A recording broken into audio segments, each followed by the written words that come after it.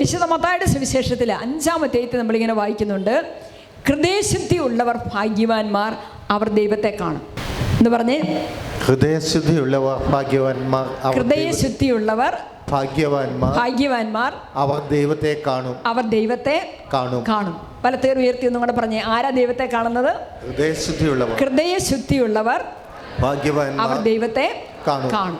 അപ്പൊ ഈശോയുടെ തിരുഹൃദയത്തോട് നമ്മുടെ ഹൃദയത്തെ ചേർത്ത് വെച്ചാണ് നമ്മുടെ ഹൃദയത്തിനും ആ വിശുദ്ധി, പരിശുദ്ധി നേടിയെടുക്കേണ്ടത്. ആമേൻ, ഹല്ലേലൂയ. വിശുദ്ധ മത്തായിയുടെ സുവിശേഷം 11-ാം അധ്യായത്തിലെ 28-ാമത്തെ വാക്യത്തിൽ നമ്മളിങ്ങനെ വായിക്കുന്നുണ്ട്, അധ്വാനിക്കുന്നവരും ഭാരം വഹിക്കുന്നവരുമായി നിങ്ങളെല്ലാവരും എൻ്റെ അടുക്കൽ വരുവിൻ, ഞാൻ നിങ്ങളെ ആശ്വസിപ്പിക്കാം. പ്രിയപ്പെട്ടവരെ, ഈ നമ്മുടെ യൂട്യൂബിലൂടെയുള്ള ശുശ്രൂഷ വഴി ഒത്തിരി പേര് വിളിക്കുന്നുണ്ട്, ഫോണിലൂടെ വിളിക്കുന്നുണ്ട്. സിസ്റ്റർ, ഈ മണ്ഡലം എവിടെയാണ്, ഞങ്ങൾക്കൊന്ന് വരാൻ പറ്റുമോ? എവിടുന്നാണ്? തിരുവനന്തപുരത്തു നിന്നും പത്തനംതിട്ടയിൽ നിന്നും വളരെ വിദൂരങ്ങളിൽ നിന്നൊക്കെ ആളുകൾ വിളിക്കും, ഇതെവിടെയാണ്, ഞങ്ങൾക്കൊന്ന് വരാൻ പറ്റുമോ, ഞങ്ങൾക്ക് അവിടെ ഒന്നൊന്ന് പ്രാർത്ഥിക്കാൻ പറ്റുമോ എന്നൊക്കെ ചോദിച്ചുകൊണ്ട്. അത് ഞാൻ വിചാരിക്കുകയായിരുന്നു, ഇവിടെ നിങ്ങളിരുന്ന് നിങ്ങളുടെയൊക്കെ ദുഃഖങ്ങളും വേദനകളും സ്പിരിച്വൽ ഷെയറിങ്ങിലൂടെയൊക്കെ നിങ്ങൾക്ക് പങ്കുവെക്കാനും ഇവിടെ വന്ന് പ്രാർത്ഥിക്കാനും ഒക്കെ നിങ്ങൾക്ക് അവസരം കിട്ടുമോ? അത് വലിയ ഭാഗ്യമാണ്. അവിടെ കർത്താവ് പറയുന്നുണ്ടോ, അധ്വാനിക്കുന്നവരും ഭാരം വഹിക്കുന്നവരുമായി നിങ്ങളെല്ലാവരും എൻ്റെ അടുത്ത് വാ. വരാൻ ആഗ്രഹിക്കുന്നുണ്ടെങ്കിലും നമുക്കതിനൊരു വേദി കിട്ടണം. അപ്പം കർത്താവ് നമുക്ക് വരാനും ഇങ്ങനെ ഒരു വേദി ഒരുക്കാനും ഒക്കെ ദൈവത്തിൻ്റെ വലിയ കരുണ നമുക്ക് വേണ്ടി പ്രവർത്തിച്ചുകൊണ്ടിരിക്കുവാണ്. അപ്പം ഞാൻ പറഞ്ഞു, നിങ്ങൾ ഇവിടെ നടക്കുന്ന ശുശ്രൂഷ യൂട്യൂബിലൂടെ നിങ്ങൾക്ക് കിട്ടും. അപ്പോൾ അവർ വലിയ താല്പര്യത്തോടെ ചോദിക്കുന്ന, എപ്പോഴാണ് ഇത് ഞങ്ങൾക്ക് കിട്ടുന്നത്, എപ്പോൾ ഇത് യൂട്യൂബിൽ വരും? അപ്പം അനേകം മക്കൾ ദാഹിക്കുന്നു, ആഗ്രഹിക്കുന്നു വചനം കിട്ടാൻ വേണ്ടി. ഞാൻ ഓർക്കുക, നമ്മൾ എത്രയോ വലിയ സമർത്ഥമായിട്ടുള്ള ആ വചന വിരുന്നുണ്ടാണ് വളരുന്നത്. ഒരു വിരുന്ന് ശാലയിലാണ് നമ്മൾ, ദൈവകരുണയുടെ വിരുന്ന് ശാലയിലിരുന്ന് സമർത്ഥമായിട്ട് ദൈവത്തിൻ്റെ വചനത്തിൻ്റെ വിരുന്നുണ്ണുക. ഇപ്പം നമുക്ക് നമ്മുടെ കൊച്ചച്ഛൻ സിബിനച്ചൻ ഇത്ര മനോഹരമായിട്ടാണ് പരിശുദ്ധാത്മാവിനെ കുറിച്ച്, അതിന് തൊട്ട് മുമ്പ് നമ്മുടെ വികാരിയച്ഛന് വിശുദ്ധ കുർബാനയെക്കുറിച്ച്, ഇതൊക്കെ വലിയ വിരുന്ന് തന്നെയാണ്, ആസ്വദിച്ച് അനുഭവിക്കേണ്ട വലിയ വിരുന്ന് തന്നെയാണ്. അപ്പോൾ പ്രിയപ്പെട്ടവരെ, ഇതിലൂടെ ഞങ്ങൾക്ക് വചനം താ. എന്നോട് പലരും ഫോണിൽ കൂടെ പറയുന്നതാണ്, സിസ്റ്റർ ഞങ്ങൾക്ക് വചനം താ, ഞങ്ങൾക്ക് ആശ്വാസം കിട്ടുന്ന, ഞങ്ങൾക്ക് വിടുതൽ കിട്ടുന്ന, ഞങ്ങൾക്ക് സൗഖ്യം കിട്ടുന്ന ഒരു വചനം തരാവോ? ഇതാണ് ആൾക്കാർ ചോദിക്കുന്നത്, വേറൊന്നുമല്ല ചോദിക്കുന്നത്, ഞങ്ങൾക്കൊരു വചനം തരാവോ? ഒരുപാട് നാളുകളായിട്ട് ഉറങ്ങാതിരുന്നൊരു സഹോദരൻ കഴിഞ്ഞ ദിവസം യൂട്യൂബിലൂടെ ഒരു വചനം ചോദിച്ചു. ഞാനൊരു വചനം കൊടുത്തു കഴിഞ്ഞപ്പോൾ അദ്ദേഹം പിറ്റേ ദിവസം എന്നോട് പറയുകയാണ്, ഞാൻ എൻ്റെ ജീവിതത്തിൽ വർഷങ്ങളായിട്ട് ഇന്നലെ ഉറങ്ങി. Hallelujah, hallelujah. അപ്പോൾ പ്രിയപ്പെട്ടവരെ, കർത്താവിൻ്റെ അടുത്ത് വന്ന് കർത്താവിൻ്റെ വചനം സ്വീകരിക്കാൻ നമുക്ക് കിട്ടുന്ന അവസരങ്ങൾ നമ്മൾ ഒരിക്കലും നഷ്ടപ്പെടുത്തരുത്. ഞാൻ പറയാം, അധ്വാനമുണ്ട്, ഭാരം വഹിക്കുന്നുണ്ട്. നിങ്ങളുടെ അധ്വാനവും നിങ്ങളുടെ ഭാരം വഹിക്കലും ഒക്കെ ആയിട്ട് നിങ്ങൾ എങ്ങോട്ട് വരണം? എൻ്റെ അടുക്കലേക്ക് വരണം. എന്നിട്ട് വീണ്ടും വചനം പറയുകയാണ്, വിശുദ്ധ യോഹന്നാന്റെ സുവിശേഷം 6:27 നമ്മളിങ്ങനെ വായിക്കുന്നു, നിങ്ങൾ നശ്വരമായ അപ്പത്തിന് വേണ്ടിയിട്ടല്ല അധ്വാനിക്കേണ്ടത്. പറഞ്ഞേ, നശ്വരമായ അപ്പത്തിന് വേണ്ടിയല്ല വചനം പറയുന്നു, നശ്വരമായ അപ്പത്തിന് വേണ്ടി അധ്വാനിക്കാതെ മനുഷ്യപുത്രൻ തരുന്ന നിത്യജീവന്റെ അനശ്വരമായ അപ്പത്തിന് വേണ്ടി നിങ്ങൾ അധ്വാനിക്കണം. അപ്പൊ കർത്താവിൻ്റെ അടുത്ത് വന്നിരുന്ന് ഈ നിത്യജീവന്റെ അപ്പം തിന്നാൻ, അപ്പം സ്വീകരിക്കാൻ ഭാഗ്യം ലഭിച്ചവരാണ് നമ്മൾ. ഹല്ലേലൂയ, ആമേൻ, ആമേൻ, ഹല്ലേലൂയ. എന്നാൽ പിതാവായ ദൈവം അവൻ്റെ മേൽ അംഗീകാര മുദ്ര വെച്ചിരിക്കുന്നു. പിതാവായ ദൈവം അംഗീകാര മുദ്ര വെച്ച യേശുവിൻ്റെ വചനമാണ് നമ്മൾ കേൾക്കുന്നത്. പ്രിയപ്പെട്ടവരെ, ഇന്ന് നോക്കിയേ, എല്ലാ മനുഷ്യരും തങ്ങളുടെ ഭൗതികമായ ജീവിതം കൂടുതൽ മെച്ചപ്പെടുത്താൻ വേണ്ടിയിട്ട്, സുഖ സൗകര്യങ്ങൾ മെച്ചപ്പെടുത്താൻ വേണ്ടിയിട്ട്, സമ്പത്ത് വർദ്ധിപ്പിക്കാൻ വേണ്ടിയിട്ട് നെട്ടോട്ടം ഓടിക്കൊണ്ടിരിക്കുക. ഇത് തന്നെയാണ് ഈശോയുടെ ഹൃദയത്തിൻ്റെ ഏറ്റവും വലിയ വേദന. ഈശോയുടെ ഹൃദയത്തിലേക്ക് നോക്കുമ്പോൾ നമ്മൾ ഈശോയോട് ചോദിക്കണം, ഈശോയെ, നിൻ്റെ ഹൃദയം ഞാൻ മൂലം വേദനിക്കുന്നുണ്ടോ? ഞാൻ മൂലം വേദനിക്കുന്നുണ്ടോ? അപ്പോൾ ആരാണോ ഈശോയുടെ ഹൃദയത്തിൽ നിന്ന് അകന്നു പോകുന്നത്, അവരിലൂടെ, അവർ വഴി ഈശോ വേദനിക്കുന്നുണ്ട്. അപ്പം നമ്മൾ ഈ നിത്യജീവൻ്റെ അപ്പത്തിന് വേണ്ടി അധ്വാനിക്കാതെ ഈ നശ്വരമായ അപ്പത്തിന് വേണ്ടി അധ്വാനിക്കുന്നവരാണെങ്കിൽ, ഈ ലോകം തരുന്ന നേട്ടങ്ങൾക്കും സുഖങ്ങൾക്കും വേണ്ടി മാത്രം പ്രാർത്ഥിക്കുന്നവരും ജീവിക്കുന്നവരുമാണെങ്കിൽ, വചനം പറയുന്നു, സഭാപ്രസംഗൻ പറയുന്നു, മായയാണ്, സർവ്വവും മായയാണ്. ഹല്ലേലൂയ. ഹല്ലേലൂയ. ആമേൻ. ഹല്ലേലൂയ. ആമേൻ. ഹല്ലേലൂയ. ആമേൻ. ഹല്ലേലൂയ. ആമേൻ. ഹല്ലേലൂയ. വചനം പറയുകയാണ് പ്രിയപ്പെട്ടവരെ, ഞാൻ എന്നോട് തന്നെ പറഞ്ഞു, സുഖഭോഗങ്ങളിൽ ഞാൻ മുഴുകും, ഞാൻ അതിൻ്റെ ആസ്വാദ്യത പരീക്ഷിക്കും. എന്നാൽ ഇതും മിഥ്യ തന്നെ. ചിരി ഭ്രാന്താണെന്നും സുഖഭോഗങ്ങൾ നിഷ്ഫലമാണെന്നും ഞാൻ മനസ്സിലാക്കി. വചനം പറയുന്നു, ഞാൻ വലിയ കാര്യങ്ങൾ ചെയ്തു, ഞാൻ എനിക്ക് വേണ്ടി മണിമാളികകൾ പണിതു, മുന്തിരിത്തോട്ടങ്ങൾ നട്ടുപിടിപ്പിച്ചു, ഉദ്യാനങ്ങളും ഉപവനങ്ങളും ഉണ്ടാക്കി, അവയിൽ എല്ലാത്തരം ഫലവൃക്ഷങ്ങളും നട്ടു, തോട്ടം നനയ്ക്കാൻ കുളങ്ങൾ കുഴിച്ചു. പിന്നെ ഞാൻ ഉണ്ടാക്കിയവയെയും അതിനുവേണ്ടി ചെയ്ത അധ്വാനത്തെയും ഞാൻ നിരൂപണം ചെയ്തു. എല്ലാ മിഥ്യയും പാഴ്വേലയുമായിരുന്നു. സഭാപ്രസംഗൻ പറയാണ്, ഞാൻ അധ്വാനിച്ചത്, ഉണ്ടാക്കിയത്, സമ്പാദിച്ചത് എല്ലാം പാഴ്വേലയായിരുന്നു. സൂര്യന് കീഴെ ഒരു നേട്ടവുമില്ലെന്ന് എനിക്ക് ബോധ്യപ്പെട്ടു. സഭാപ്രസംഗൻ്റെ പുസ്തകം 2-ാം അധ്യായം 1 മുതൽ 11 വരെയുള്ള തിരുവചനമാണ് സിസ്റ്റർ വായിച്ചത്. അതിൻ്റെ അവസാനം പറയുകയാണ്, സൂര്യന് കീഴെ ഒരു നേട്ടവുമില്ലെന്ന് എനിക്ക് ബോധ്യപ്പെട്ടു. പിന്നെ ഞാൻ ഉണ്ടാക്കിയവയെയും അതിനുവേണ്ടി ചെയ്ത അധ്വാനത്തെയും ഞാൻ നിരൂപണം ചെയ്തു. എന്നിട്ട് പറയുകയാണ്, എല്ലാ മിഥ്യയും പാഴ്വേലയുമായിരുന്നു, സൂര്യന് കീഴെ ഒരു നേട്ടവുമില്ലെന്ന് എനിക്ക് ബോധ്യപ്പെട്ടു. Praise the Lord. ഹല്ലേലൂയ. അങ്ങനെയുള്ള ബോധ്യങ്ങൾ കിട്ടിയവർക്ക് ഈ നശ്വരമായ അപ്പത്തിന് വേണ്ടി അധ്വാനിക്കാതെ അനശ്വരമായ നിത്യജീവൻ്റെ അപ്പത്തിന് വേണ്ടിയിട്ട് ജീവിക്കാൻ അധ്വാനിക്കാനായിട്ട് സാധിക്കുകയുള്ളൂ. ആമേൻ. വലത്തെ ഉയർത്തി പറഞ്ഞേ ആമേൻ. ഹല്ലേലൂയ. ആമേൻ. ഹല്ലേലൂയ.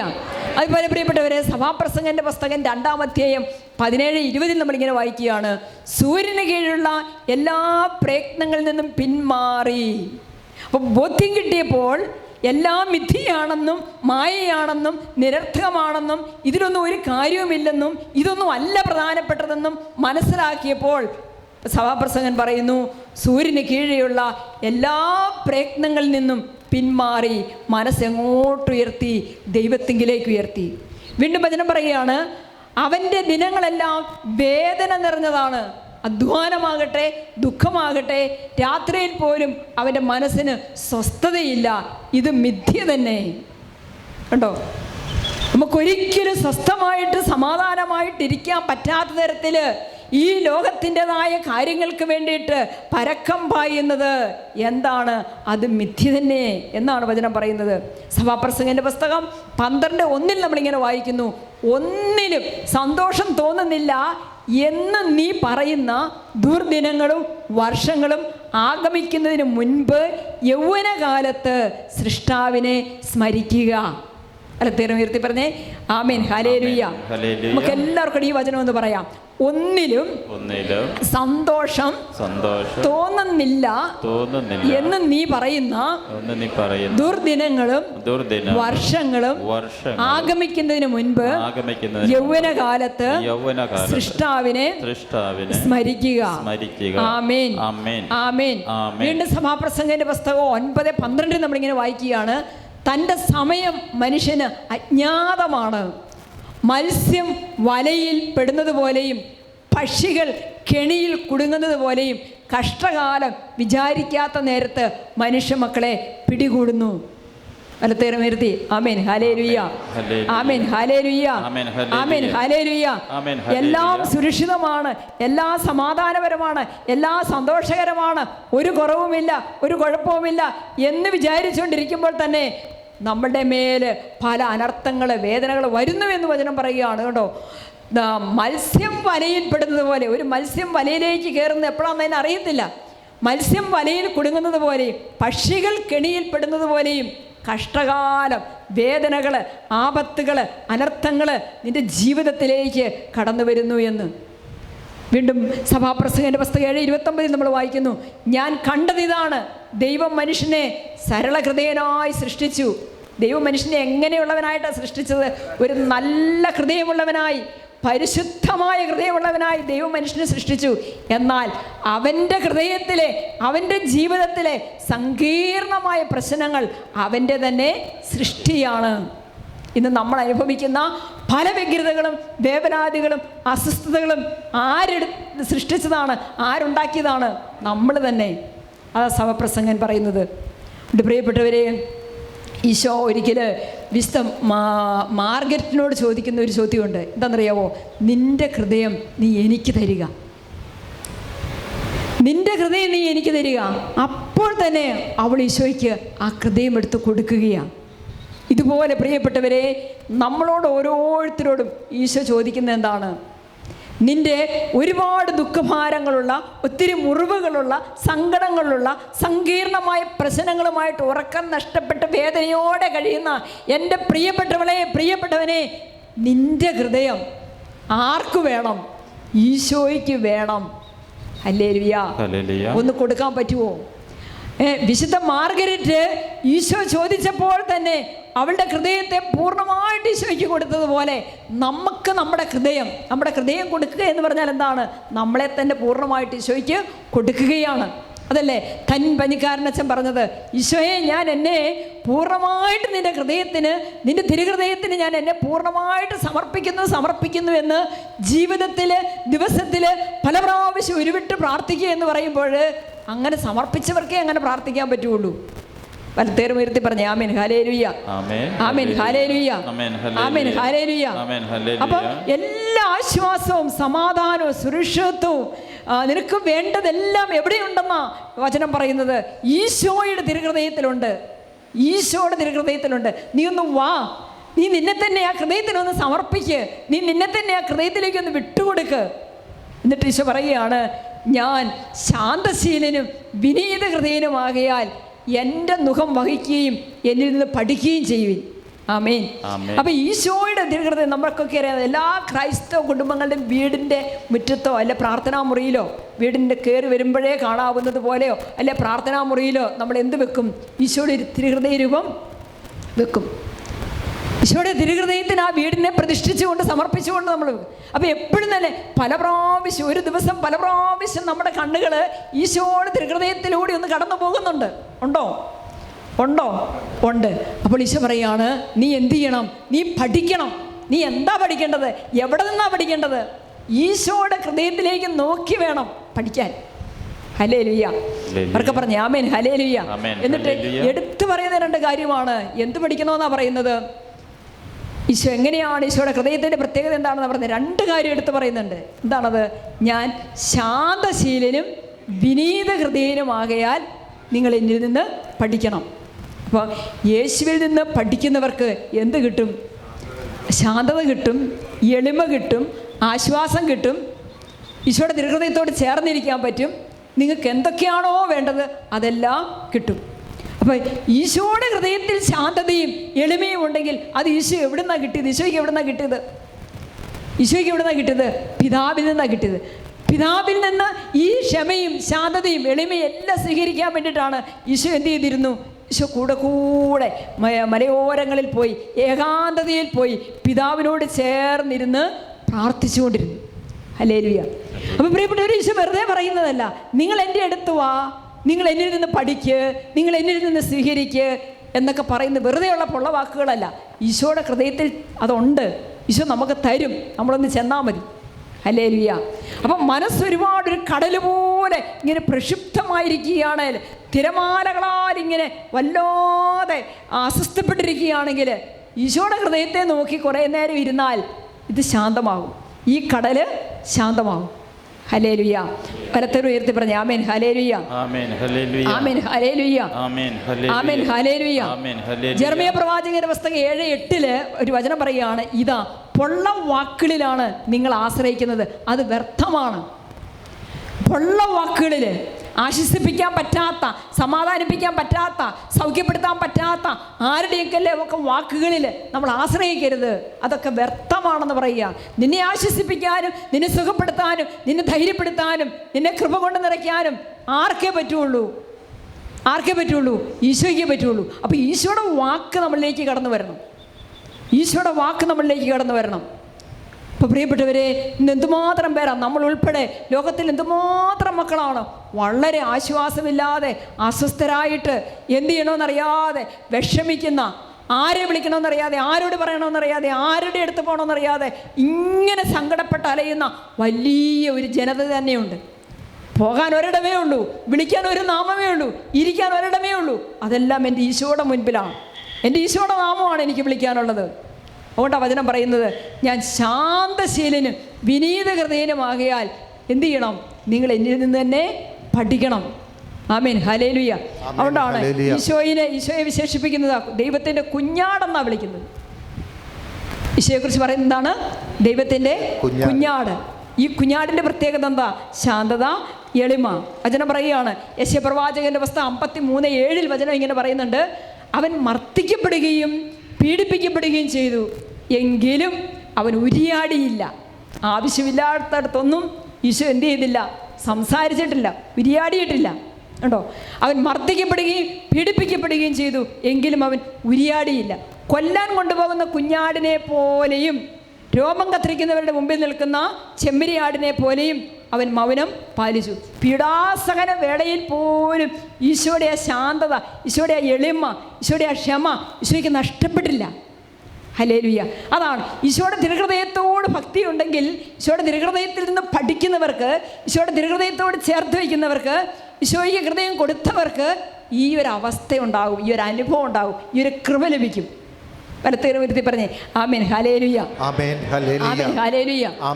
യേശു അവനോട് പറഞ്ഞു, ഞാൻ പറഞ്ഞത് തെറ്റാണെങ്കിൽ അത് തെളിയിക്കുക. ശരിയാണ് പറഞ്ഞതെങ്കിൽ എന്തിനു നീ എന്നെ അടിക്കുന്നു? ഉണ്ടോ? പറയേണ്ടിടത്ത് ഈശോ പറയുന്നു, പറയേണ്ടതുപോലെ പറയുന്നു. യോഹന്നാന്റെ സുവിശേഷം 18:23 ആ വചനം ഉള്ളത്. യേശു അവനോട് പറഞ്ഞു, പീഡാസഹന വേളയിൽ ഈശോയെ പീഡിപ്പിക്കുന്നവരോട് ഈശോ പറയുകയാണ്, ഞാൻ പറഞ്ഞത് തെറ്റാണെങ്കിൽ അത് തെളിയിക്കുക, അല്ലേ? അത് തെളിയിക്കുക. ശരിയാണ് പറഞ്ഞതെങ്കിൽ എന്തിന് നീ എന്നെ അടിക്കുന്നു? പറയേണ്ടടുത്ത് പറയണം, ചെയ്യേണ്ടത് ചെയ്യണം. പക്ഷേ അതെല്ലാം വളരെ ശാന്തതയോടെ. വീണ്ടും വചനം പറയുകയാണ്, ദൈവത്തിൻ്റെ ആത്മാവ് ശാന്തതയുടെ ആത്മാവാണ്. ഹല്ലേലൂയ.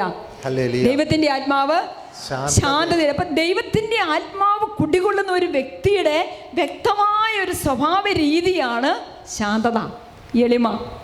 ഹല്ലേലൂയ. വലത്ത് വിരുത്തി പറഞ്ഞ ആമേൻ, ഹല്ലേലൂയ, ആമേൻ, ഹല്ലേലൂയ. ദൈവത്തിൻ്റെ ആത്മാവ് ശാന്തതയുടെ ആത്മാവാണ്.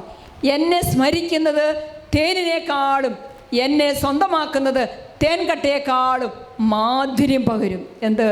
ഈശോയിൽ നിന്ന് പഠിക്കുന്നത്, ഈശോയുടെ ഹൃദയത്തിൻ്റെ പ്രത്യേകതകൾ നമ്മൾ ഉൾക്കൊള്ളുന്നത് ഒത്തിരി മധുരിക്കുന്ന ഒരു അനുഭവമാണെന്ന് സഭാപ്രസംഗൻ്റെ പുസ്തകം 24:20 നമ്മൾ വായിക്കുക.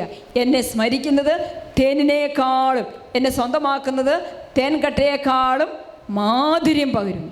ആമേൻ, ഹല്ലേലൂയ, ആമേൻ, ഹല്ലേലൂയ.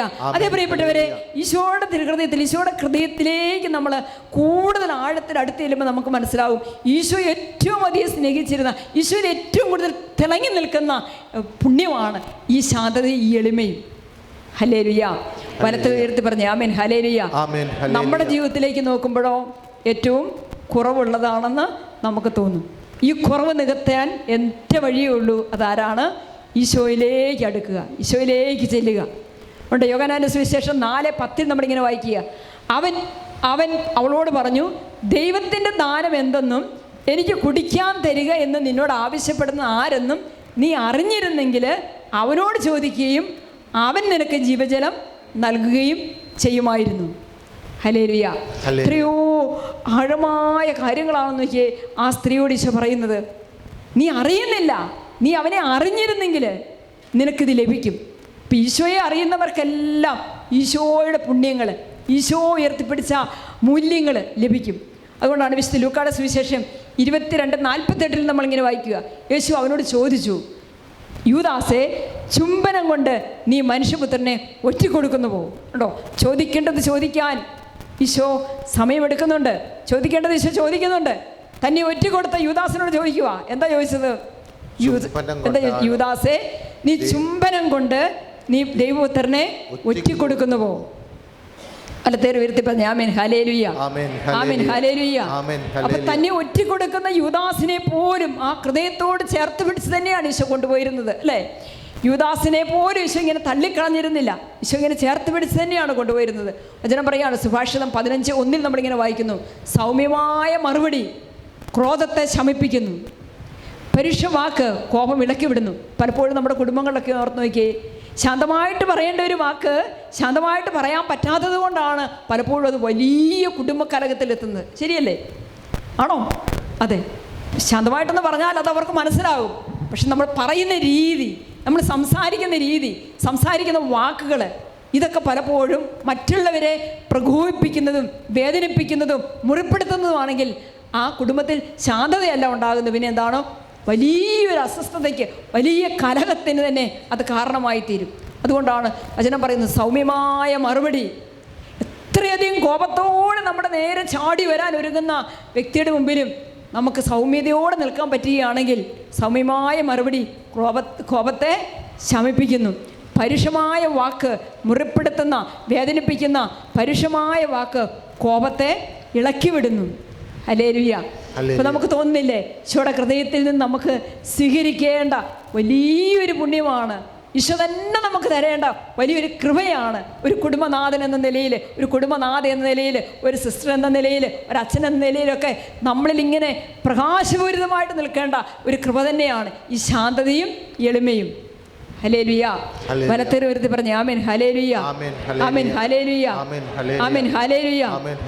ഇവിടെ ഒരു ഫിലിപ്പിയർക്ക് എഴുതിയ ലേഖനം 2-ാം അധ്യായത്തിൽ 7-8 നമ്മളിങ്ങനെ വായിക്കുക.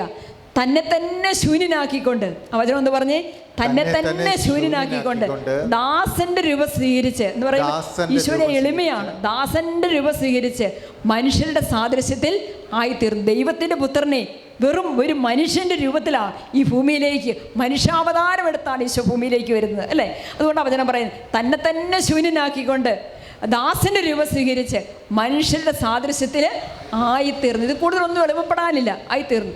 ആകൃതിയിൽ മനുഷ്യനെ പോലെ കാണപ്പെട്ടു, മരണം വരെ. ആ വാക്കൊന്ന് പറഞ്ഞേ, മരണം വരെ. അതേ, കുരിശു മരണം വരെ. പറഞ്ഞേ, അതെ, കുരിശു മരണം വരെ അനുസരണമുള്ളവനായി തന്നെ തന്നെ താഴ്ത്തി. അപ്പം ഈ എളിമയുടെയും വിനയത്തിൻ്റെയും ഒരു ലക്ഷണം എന്ന് പറയുന്നത് എന്താണ്? അനുസരണമാണ്. ഹല്ലേലൂയ. ഈശോയ്ക്ക് എളിമയുണ്ടായിരുന്നു, ഈശോയ്ക്ക് എളിമയുണ്ടായിരുന്നു എന്ന് പറയുമ്പോൾ, ഈശോയുടെ ഹൃദയം നിറയെ വിനയമായിരുന്നു എന്ന് പറയുമ്പോൾ, അത് ഇവിടെ ഈ വചനത്തിൽ വ്യക്തമാക്കുകയാണ്. ആ എളിമയെന്ന് പറയുന്നത് എങ്ങനെയാണ് അതാ പറയുന്നത്. മരണം വരെ, കുരിശു മരണം വരെ ഈശോയെ എങ്ങനെയുള്ളവനായിരുന്നു? പൂർണ്ണമായിട്ടും തൻ്റെ പിതാവിനെ അനുസരിച്ചവനായിരുന്നു. ഹല്ലേലൂയ. ഇന്ന് നമ്മുടെ കുഞ്ഞുങ്ങൾക്കൊക്കെ നമ്മൾ പറയല്ലേ, കുഞ്ഞുങ്ങൾ മാതാപിതാക്കളെ അനുസരിക്കുന്നില്ല, അധ്യാപകരെ അനുസരിക്കുന്നില്ല, ആരെ അനുസരിക്കുന്നില്ല. എന്താ കാരണം?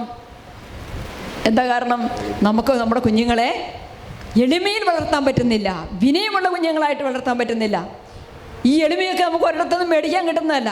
ഇത് ഈശോയോട് അടുക്കുന്നവർക്ക് മാത്രമേ ഇത് കിട്ടുകയുള്ളൂ, ഈശോയോട് ചേർന്നിരിക്കുന്നവർക്ക് മാത്രമേ ഇത് കിട്ടുകയുള്ളൂ. അതുകൊണ്ടാണ് നമ്മൾ കുഞ്ഞുങ്ങളെ ഈശോയോട് ചേർത്ത് വെക്കണം. ഹല്ലേലൂയ. ഒന്ന് പറഞ്ഞ് രണ്ടാമത്തേന് കയ്യിലിരിക്കുന്ന ഫോൺ വലിച്ചെറിയുന്നു, TV തല്ലിപ്പൊട്ടിക്കുന്നു, കസേര തല്ലിപ്പൊട്ടിക്കുന്നു, അവിടെ കിടന്ന് ഉരുളുന്നു. ഇതെല്ലാം ബഹളവും അസ്വസ്ഥതയാണ് പലപ്പോഴും കുഞ്ഞുങ്ങളൊക്കെ കാണിക്കാറുള്ളത്. അതൊക്കെ എവിടുന്നാണ് അവർ പഠിച്ചത്, അല്ലേ? അവർ പഠിച്ചത് എങ്ങനെയാണ്?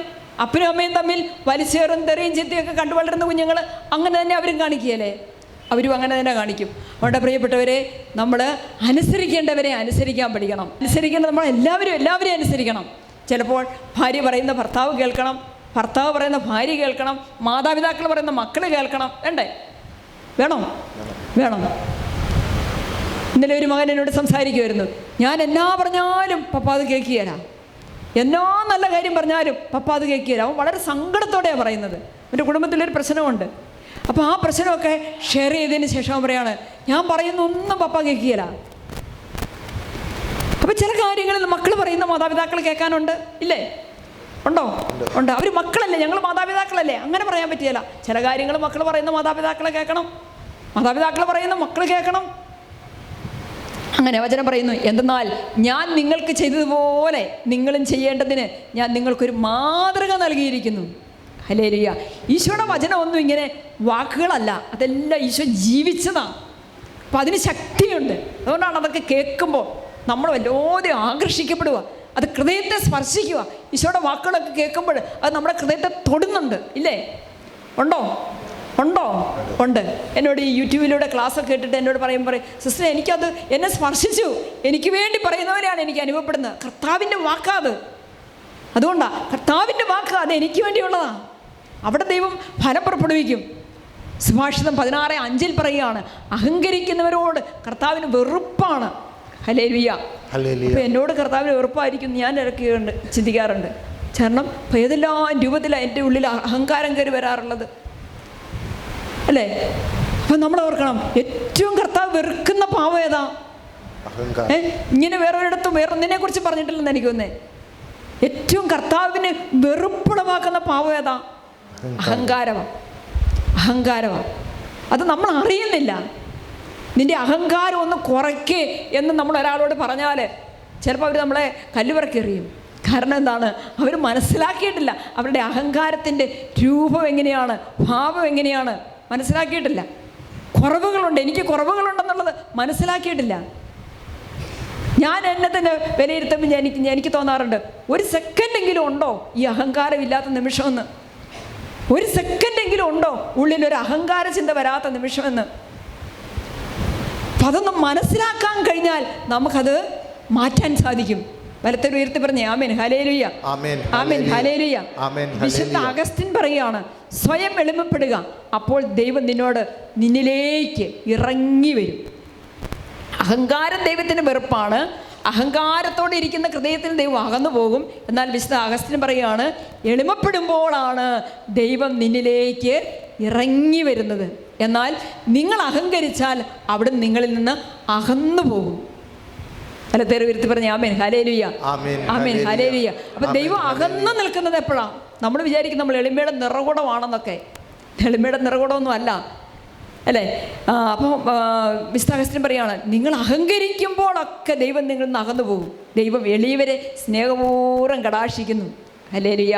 ദൈവം എളിയവരെ സ്നേഹപൂർവ്വം കടാക്ഷിക്കുന്നു. എന്നാൽ അഹങ്കാരികളെ അവിടുന്ന് ദൂരെ വെച്ച് തന്നെ കാണുന്നു.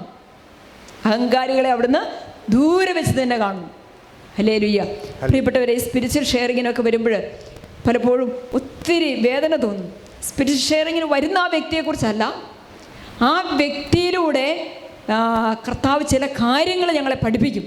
എന്ന് പറഞ്ഞാൽ അവരുടെയൊക്കെ കുടുംബങ്ങളിൽ, അവരുടെയൊക്കെ ജീവിതത്തിൽ ദൈവത്തെ നിന്ദിച്ച്, ദൈവത്തിൽ നിന്ന് അകന്ന്, കുദാശകളില്ലാതെ, വിശ്വാസമില്ലാതെ, ദൈവികമായ കാര്യങ്ങൾ സ്വന്തം ആത്മാവിൻ്റെ രക്ഷയ്ക്ക് വേണ്ടി ചെയ്യേണ്ട ഒരു കാര്യവും ചെയ്യാതെ വളരെ മ്ലേച്ഛതയിൽ, വളരെ തിന്മയിൽ അഹങ്കരിച്ച് എനിക്കിതിൻ്റെ ഒന്നും ആവശ്യമില്ല എന്ന് കരുതി നിത്യരക്ഷയിൽ, നിത്യനാശത്തിലേക്ക് പോകാൻ തയ്യാറെടുത്ത് നിൽക്കുന്ന വ്യക്തികളെ കുറിച്ചൊക്കെ കേൾക്കുമ്പോൾ നമുക്ക് നൊമ്പരം തോന്നും, സങ്കടം തോന്നും.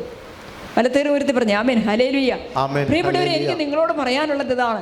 നമ്മളിവിടെ വന്നിരുന്ന് പ്രാർത്ഥിക്കുമ്പോൾ നമ്മുടെ കുടുംബത്തിലോ നമുക്കറിയാവുന്ന ഏതെങ്കിലും ഒരു ആത്മാവ് ദൈവത്തെ അറിയാതെ, ഈശോയാണ് രക്ഷകനെന്ന് പറയാൻ പറ്റാതെ, കുദാശകൾ സ്വീകരിക്കാതെ, നല്ല കുമ്പസാരം നടത്താതെ ഇങ്ങനെ നടക്കുന്നുണ്ടെങ്കിൽ നിങ്ങൾ അവർക്ക് വേണ്ടി പ്രാർത്ഥിക്കണം. എങ്ങനെയെങ്കിലും ഒരു സ്പിരിച്വൽ ഷെയറിങ്ങിന് വേണ്ടിയിട്ട് അവരെ എത്തിക്കണം. സ്പിരിച്വൽ ഷെയറിങ്ങിന് എത്തിച്ചാൽ തീർച്ചയായിട്ടും അവരൊരു കുമ്പസാരക്കൂട്ടിലെത്തും. കുമ്പസാരക്കൂട്ടിലെത്തിയാൽ ഈശോയുടെ രക്ഷ അനുഭവിക്കാൻ പറ്റും. വലത്തേര് ഉയർത്തി പറഞ്ഞു ആമേൻ ഹല്ലേലൂയ, ആമേൻ ഹല്ലേലൂയ. നമ്മൾ സുവിശേഷ ശുശ്രൂഷകരാകണം. ദൈവത്തിൻ്റെ കരുണയുടെ നിമിഷങ്ങൾ വളരെ കുറച്ചേ ഉള്ളൂ. ഇനി സമയമായി എന്ന് പറഞ്ഞേ, സമയമായി. നമ്മളും നമ്മുടെ കുടുംബവും ഈ കർത്താവിൻ്റെ രണ്ടാം വരവിന് വേണ്ടി ഒരുങ്ങേണ്ട സമയമായി. അതുകൊണ്ട് പ്രിയപ്പെട്ടവരെ, വചനം പറയുകയാണ്, പ്രഭാഷകൻ്റെ പുസ്തകം 35:21 പ്രഭാഷകൻ 35:21 പറയുകയാണ്, വിനീതൻ്റെ പ്രാർത്ഥന മേഘങ്ങൾ തുളച്ചു കയറുന്നു. നമ്മൾ എളിമയോടെ നമ്മുടെ പ്രിയപ്പെട്ടവരുടെ ആത്മാവ് ദൈവത്തിൻ്റെ മുമ്പിൽ തന്നെ എത്താൻ വേണ്ടി പിശാച് തൻ്റെ സർവ്വശക്തിയോടും കൂടെ പ്രവർത്തിക്കുക. ഇന്ന് ഞങ്ങൾ പ്രാർത്ഥിച്ചു വന്നപ്പോൾ കർത്താവിൻ്റെ മെസ്സേജ്, ദ്വന്ദ്വയുദ്ധം നടക്കുക. ഇതാണ് പിശാചും ദൈവവും തമ്മിലുള്ള യുദ്ധമാണ്. കാരണം എല്ലാവരും ഏതെങ്കിലുമൊക്കെ തരത്തിൽ തിന്മയ്ക്ക് അടിമപ്പെടുത്തിയിട്ട് നിത്യനാശത്തിലേക്ക് കൊണ്ടുപോകാൻ പിശാച് തൻ്റെ സർവ്വശക്തി എടുത്ത് പരിശ്രമിക്കുക. നമ്മളോ, നമുക്കിത് മനസ്സിലാകുന്നില്ല. നമ്മളിത് മനസ്സിലാക്കാതെ നമ്മളിപ്പോഴും ഭൗതികമായ വ്യഗ്രതകളിൽ കഴിയുവാണ്. അതുകൊണ്ടാണ് വിനീതൻ്റെ പ്രാർത്ഥന. നമ്മളെ എളിമപ്പെട്ട് ദൈവത്തിൻ്റെ സന്നിധിയിൽ ഒരാത്മാവിന് വേണ്ടി പ്രാർത്ഥിക്കുകയോ പ്രവർത്തിക്കുകയോ ചെയ്താൽ ദൈവം അത് കാണും. അത് കർത്തൃസന്നിധിയിൽ എത്തുന്നത് വരെ അവന് സ്വസ്ഥത ഉണ്ടാകുകയില്ല. ഹല്ലേലൂയ. ഒത്തിരി അമ്മച്ചിമാരൊക്കെ അങ്ങനെ പ്രാർത്ഥിക്കുന്നുണ്ട്. സിസ്റ്റർ, ഞാൻ ഇത്ര വർഷമായി പ്രാർത്ഥിക്കാൻ തുടങ്ങിയിട്ട് ഇതുവരെ എൻ്റെ ജീവിത പങ്കാളി കുമ്പസാരിച്ചിട്ടില്ല, പള്ളിയിൽ പോകാൻ തുടങ്ങിയിട്ടില്ല, സന്ധ്യാപ്രാർത്ഥനയ്ക്ക് കൂടുന്നില്ല, അങ്ങനെ പറയുന്ന ഒത്തിരി പേരുണ്ട്. പക്ഷെ പ്രാർത്ഥനയ്ക്ക് ഉത്തരം കിട്ടും, ഉറപ്പാണ്. ഹല്ലേലൂയ. അവർക്ക് പറഞ്ഞു ആമേൻ ഹല്ലേലൂയ, ആമേൻ ഹല്ലേലൂയ. വിശുദ്ധ ലൂക്കായുടെ സുവിശേഷം 1:48 നമ്മൾ വായിക്കുക. അവിടുന്ന് തൻ്റെ ദാസിയുടെ താഴ്മയെ കടാക്ഷിച്ചു, ഇപ്പോൾ മുതൽ സകല തലമുറകളും എന്നെ ഭാഗ്യവതി എന്ന് പ്രകീർത്തിക്കും. വലത്തേറുയർത്തിയ വചനം എന്ന് പറഞ്ഞ് അവിടുന്ന് തന്റെ ദാസിയുടെ താഴ്മയെ കടാക്ഷിച്ചു, ഇപ്പോൾ മുതൽ സകല തലമുറകളും എന്നെ ഭാഗ്യവതി എന്ന് പ്രകീർത്തിക്കും. ആമേൻ ഹല്ലേലൂയ. വലത്തേറുയർത്തി പറഞ്ഞ ആമേൻ ഹല്ലേലൂയ, ആമേൻ ഹല്ലേലൂയ, ആമേൻ ഹല്ലേലൂയ. പ്രിയപ്പെട്ടവരെ, ഈശോയുടെ തിരുഹൃദയത്തോട് ചേർന്നിരിക്കാനും ഈശോയുടെ തിരുഹൃദയത്തെ അടുത്തറിയാനും ഈശോയുടെ തിരുഹൃദയത്തിൽ നിന്ന് ഈശോ നമ്മളോട് പഠിക്കാൻ പറയുന്ന ഒരുപാട് കാര്യങ്ങൾ, ഒത്തിരി കാര്യങ്ങളുണ്ട്. ഈശോയിൽ നിന്ന് പഠിക്കുക, ഈശോയുടെ തിരുഹൃദയത്തിൽ നിന്ന് പഠിക്കുക. അതിനകത്ത് 2 കാര്യമാണ് സിസ്റ്റർ ഇപ്പോൾ എടുത്തു പറഞ്ഞത്. ഏതൊക്കെയാണത്? ഈശോയുടെ ശാന്തത, ഈശോയുടെ എളിമ. അതുപോലെ ഈശോയുടെ തിരുഹൃദയത്തിലേക്ക് നമ്മൾ നോക്കുമ്പോൾ നമുക്ക് കാണാൻ പറ്റുന്നതാണ് ഈശോയുടെ ഹൃദയത്തിൻ്റെ പ്രത്യേകത എന്താ? ഈശോയുടെ ഹൃദയം നിറയെ എന്താ? കരുണയാണ്. ഹല്ലേലൂയ. കരുണ. കരുണ എന്ന് പറഞ്ഞാൽ എന്താണ്? ദൈവത്തിൻ്റെ അചഞ്ചലമായ സ്നേഹം തന്നെയാണ് ഈ കരുണ. ദൈവത്തിൻ്റെ അചഞ്ചലമായ സ്നേഹം തന്നെയാണ് ഈ കരുണ. അതുകൊണ്ട് പ്രിയപ്പെട്ടവരെ, ഇസ്രായേൽ ജനത്തോട് ദൈവത്തിൻ്റെ ആ ഉടമ്പടി ഉണ്ടല്ലോ, ഇസ്രായേൽ ജനത്തോടുള്ള ദൈവത്തിൻ്റെ ഉടമ്പടി എന്ന് പറയുന്നത് ഈ അചഞ്ചലമായ സ്നേഹത്തിൻ്റെ കരുണയുടെ ഉടമ്പടിയാണ്. ദൈവം തൻ്റെ സ്നേഹമാണ് കരുണയായിട്ട് നമ്മളിലേക്ക് ഒഴുക്കുന്നത്. ഹല്ലേലൂയ. അതുകൊണ്ട് വിശുദ്ധ ഫൗസ്തീനായിലൂടെ ഈശോ വെളിപ്പെടുത്തുന്നുണ്ട്, എൻ്റെ ഹൃദയം നിറയെ സ്നേഹമാണ്, കരുണയാണെന്ന് നീ എല്ലാവരോടും പറയുക. ഹല്ലേലൂയ. വിഷമിക്കുന്ന, വേദനിക്കുന്ന, ഭാരപ്പെട്ടിരിക്കുന്ന എല്ലാ മക്കളോടും നമ്മളോട് പറയാൻ ഈശോ പറയുന്ന ഇതാണ്, എൻ്റെ ഹൃദയം നിറയെ. അതവിടെ വറ്റിപ്പോകുന്നതല്ല, വറ്റിപ്പോകുന്നൊരു തടാകമല്ല, ഒരിക്കലും വറ്റാത്തൊരു വലിയ സമുദ്രമാണ് ഈശോയുടെ ഹൃദയം. ആ ഹൃദയം നിറയെ കിടക്കുന്നത് എന്താണ്? സ്നേഹമാണ്, കരുണയാണ്. ഹല്ലേലൂയ. അപ്പോൾ പ്രിയപ്പെട്ടവരെ, നമുക്ക് ഇതൊന്നും ആവശ്യമില്ല. എന്തുകൊണ്ടാണ്? നമ്മളിങ്ങനെ ഭൗതികമായ വ്യഗ്രത കൊണ്ട് ഓടുക. നമ്മുടെ ഹൃദയത്തിനൊരു ശൂന്യത, വലിയൊരു ശൂന്യത നമ്മൾ അനുഭവിക്കുന്നുണ്ട്. പക്ഷേ ആ ശൂന്യത നമ്മൾ മനസ്സിലാക്കുന്നില്ല. ഈശോയെ കൊണ്ടല്ലാതെ എൻ്റെ ഹൃദയത്തെ നിറയ്ക്കാൻ ഒന്നിനും പറ്റത്തില്ല. ഈശോ തരുന്ന സ്നേഹം കൊണ്ടും ഈശോ തരുന്ന കരുണ കൊണ്ടുമല്ലാതെ എൻ്റെ ഹൃദയത്തിന്, നമ്മുടെ ഹൃദയത്തിന് ഒരിക്കലും സംതൃപ്തി ഉണ്ടാകുന്നില്ല. വലത്തേന് ഉയർത്തി പറഞ്ഞു ആമേൻ ഹല്ലേലൂയ, ആമേൻ ഹല്ലേലൂയ, ആമേൻ ഹല്ലേലൂയ. വചനം പറയുന്നു, സങ്കീർത്തനം 103:13 പറയുകയാണ്, മക്കളോടെന്ന പോലെ കർത്താവിന് തൻ്റെ ഭക്തരോട് അലിവ് തോന്നുന്നു. മക്കളോടെന്ന പോലെ ആരോട് അലിവ് തോന്നുന്നത്? ഇങ്ങനെ തമ്പുരാൻ്റെ അടുത്ത് വന്നിരുന്ന് തമ്പുരാൻ്റെ വാക്കുകൾക്ക് വില കൊടുത്ത് ആ തിരുഹൃദയത്തിലേക്ക് നോക്കി ഈശോയുടെ ദിവ്യകാരുണ്യത്തിൽ എന്നോടുള്ള സ്നേഹത്തോടെ ഇറങ്ങി വരുന്ന ആ ഹൃദയം കാണുമ്പോൾ, ആ ഹൃദയം നിറഞ്ഞ് കവിഞ്ഞൊഴുകുന്ന ഒരു സമുദ്രത്തിൽ നിന്ന് ജലം എന്നതുപോലെ കവിഞ്ഞൊഴുകുന്ന ആ ഹൃദയത്തിലെ സ്നേഹവും ആ കരുണയും ഞാൻ സ്വീകരിക്കുമ്പോൾ അല്ലാതെ എനിക്ക് ഒരിക്കലും ഒരു ആശ്വാസം കിട്ടിയല്ല, സമാധാനം കിട്ടിയല്ല. വലത്തേൽ ഉയർത്തി പറഞ്ഞു ആമേൻ ഹല്ലേലൂയ, ആമേൻ ഹല്ലേലൂയ. നമ്മുടെ പരാതി മുഴുവൻ ഭർത്താവ് സ്നേഹിക്കുന്നില്ലെന്ന, ഭാര്യ സ്നേഹിക്കുന്നില്ലെന്ന, മക്കൾ സ്നേഹിക്കുന്നില്ലെന്ന, അല്ലെ കൂട്ടുകാർ സ്നേഹിക്കുന്നില്ലെന്ന, നമ്മൾ ഈശോ നമ്മളെ സ്നേഹിക്കുന്നു എന്നുള്ള ഒരനുഭവം സ്വന്തമാക്കാത്തത് കൊണ്ടാണ്, ഈശോയുടെ ഹൃദയത്തിലെ സ്നേഹം കൊണ്ട് നമ്മുടെ ഹൃദയം നിറയാത്തത് കൊണ്ടാണ് പലരുടെയും സ്നേഹത്തിൻ്റെ കുറവുകളൊക്കെ പറഞ്ഞ് നമ്മൾ പരാതിപ്പെട്ടും സങ്കടപ്പെട്ടും അസ്വസ്ഥപ്പെട്ടും ഇരിക്കുന്നത്. വലത്തേരുത്തി ആമേൻ ഹല്ലേലൂയ, ആമേൻ ഹല്ലേലൂയ, ആമേൻ ഹല്ലേലൂയ. വചനം പറയാണ്, അവർ അവിടുത്തെ വിളിച്ചപേക്ഷിച്ചപ്പോൾ അവിടുന്ന് സ്വർഗത്തിൽ നിന്ന് അവരുടെ പ്രാർത്ഥന കേട്ടു എന്ന് പറഞ്ഞേ. അവർ അവിടുത്തെ വിളിച്ചപേക്ഷിച്ചപ്പോൾ, കർത്താവിന്റെ വാക്ക് അവ തുറന്ന് പറഞ്ഞ്, അവർ അവിടുത്തെ വിളിച്ചപേക്ഷിച്ചപ്പോൾ അവിടുന്ന് സ്വർഗത്തിൽ നിന്ന് അവരുടെ പ്രാർത്ഥന കേട്ടു. അങ്ങനെ കാരുണ്യാതിരേകത്താൽ അവിടുന്ന് പലതവണ അവരെ രക്ഷിച്ചു. ആമേൻ, ആമേൻ, ആമേൻ, ആമേൻ.